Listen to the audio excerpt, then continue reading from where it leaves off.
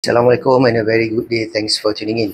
Okay, dalam video ni saya nak share satu perkara yang sangat penting dan sesuatu yang mungkin secara habitnya kita perlu buat sebagai seorang trainer, iaitu pastikan setiap satu learning objektif yang hendak dicapai diterjemahkan dengan satu konten ataupun satu modul.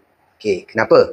Pertama sekali, ramai saya lihat trainer mungkin sedikit keliru atau kurang jelas tentang bagaimana atau apa hubung kait antara objektif yang hendak dicapai dengan jumlah konten. Jadi kesimpulannya, ramai trainer dia letak terlalu banyak konten ataupun tak cukup konten.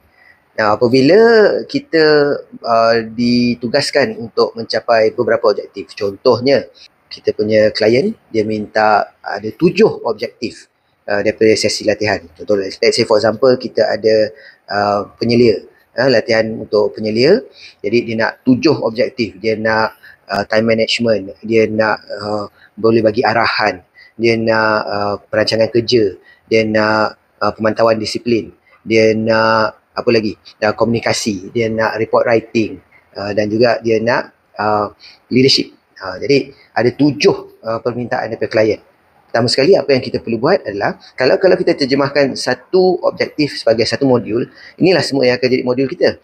Dan dekat situ kita kena lihat, kalau majikan atau klien tersebut bagi kita training 2 hari, dan macam mana kita nak susun 7 konten dalam tempoh 2 hari. Now, kita boleh terjemahkan secara literal ataupun secara langsung, setiap satu ni satu modul. Tak menjadi salah. Tapi apa yang kita boleh buat secara lebih strategik adalah mungkin kita chunking ataupun kita kumpulkan objektif yang seangkatan. Contohnya pengurusan masa dengan perancangan. Jadi 2 ni kita jadikan satu modul dan di situ kita ada satu objektif. Maksudnya modul time management dan planning ni, apa yang kita nak buat di penghujung sesi atau di penghujung modul tu, kita nak pastikan peserta dapat membuat satu perancangan harian atau perancangan mingguan. Jadi itu adalah objektif yang kita nak capai untuk konten yang disebut yang boleh mencapai 2 matlamat ni.